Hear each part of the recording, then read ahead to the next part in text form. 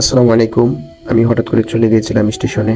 আপনারা জানেন আমি শুভ হাসান, ভিডিও বানাই ময়মনসিংহ থেকে। তো আমি অনেকক্ষণ দাঁড়িয়ে আছি, দাঁড়িয়ে থাকতে থাকতে দেখতেছি যে লোকটা এখানে পড়ে আছে। আমি ভয় পেয়ে গিয়েছিলাম, তো নাড়াচাড়া করতেছে না। আমি আস্তে আস্তে যাই শরীরে ধরলাম। এই যে দেখেন আমি ওঠাইতেছি। তো খাবার না খাইতে খাইতে এতটুকু দুর্বল হয়েছে, মানে একদম শুয়ে আছে। গায়ে কোনো কাপড় নেই, এখন কিন্তু মোটামুটি শীত। তো আমি বললাম যে আপনার বাসা কোথায়? বলতেছে যে আমার বাসা ওইদিকে।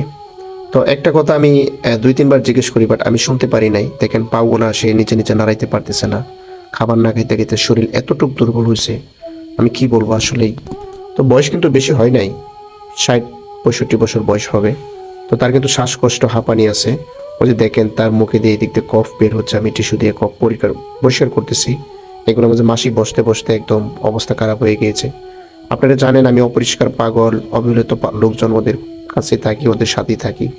তো আমি বলছি যে আপনার বাসা কোথায়? সে বলতেছে আমার বাসা ওইদিকে। তো আমার অনেক কষ্ট হচ্ছে, তার কথাগুলো আমি বুঝতে পারতেছি না। বলতেছে যে আপনার কাপড় কোথায়? সে বলতেছে যে আমার কাপড় নেই। তো আমার সাথে গেঞ্জি ছিল, আমার আমার সাথে কিন্তু সব কিছু থাকে, আপনারা জানেন আমি ভিডিও করি। তো সাথে গেঞ্জি ছিল, আমি একটা গেঞ্জি পরিয়ে দিয়েছি। বলতেছি আজকে সকালে আপনি খাইছেন? বলতেছে যে খাই নাই, তো অনেক ক্ষুধা লাগছে। তো সে অপরিষ্কারভাবে এখানে পড়ে আছে, তার কাছে কোনো লোকই যায় না, কিন্তু অনেক মশামাছি ওর ওর দিকে ঘুরতেছে। তো আমি দেখতেছি এখানে দাঁড়িয়ে দাঁড়িয়ে অনেক লোক ওর দিকে খেয়াল করতেছে, বাট কেউ কিছু বলতেছে না, চলে যাচ্ছে। সবাই তো ব্যস্ত সবারই নিয়ে। তো যাই হোক, তার নাকে কিন্তু আপনার এখানে মাছি বসতে বসতে একদম অনেকটা ক্ষত হয়ে গিয়েছে। তো আমার অনেক কষ্ট লাগছে, আমি ভাবছিলাম যে তাকে আমি গোসল করিয়ে দেবো। তো সে বলতেছে যে না, আমার শরীরে জ্বর, এখন গোসল করলে আমার আরো জ্বর বেশি হবে। তো এক পর্যায়ে কান্না করতেছে। আমি বলছি আপনার বাসায় কে কে আছে? বলতেছে যে আমার 2টা ছেলে আছে, একটা মেয়ে আছে, ওরা আমার কেয়ার করে না। তো আমি কিন্তু আগে ট্রেন দিয়ে বাসায় যাইতাম, আবার চলে আসতাম, কিন্তু এখন আর শরীরের শক্তি নেই, যার ফলে আমি যাইতে পারতেছি না। তো আমি এই যে কেক আনলাম, সে যে কেকটা ছিঁড়বে, মানে তার শরীরে এতটুকু শক্তি নাই। আর কেক আনলাম আর পানি আনলাম। তো আমি বলতেছি খান। বলতেছে যে না, আমি খাইতে পারবো না, ছিঁড়ে দেন। তো আমি কেকটা ছিঁড়ে দিলাম। তো আমার অনেক কষ্ট লাগছে, আসলে বাবা মাকে এইভাবে অবহেলিত করা ঠিক না। দেশ ও প্রবাস থেকে যে যেখান থেকে আমার ভিডিওটা দেখবেন, আপনাদের কাছে আমার একটা অনুরোধ থাকবে। অজরে কাঁদতেছে, মানে অজরে কাঁদতেছে, এত কান্না করতেছে। তো আমারই অনেক খারাপ লাগতেছে, বাট আমি কথা বলতে পারতেছি না ক্যামেরার সামনে, কি কথা বলবো। মানে এটা আমি ভাষা খুঁজে পাচ্ছি না আসলেই।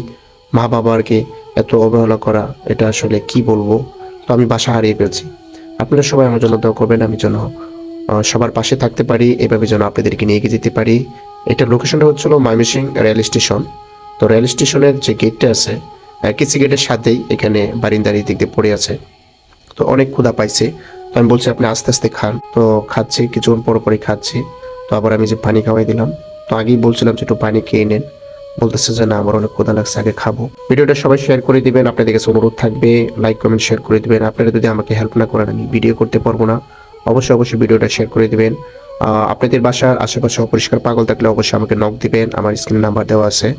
ইনশাল্লাহ আমি চেষ্টা করবো চলে আসার জন্য। সবাই ভালো থাকবেন। আসসালামু আলাইকুম।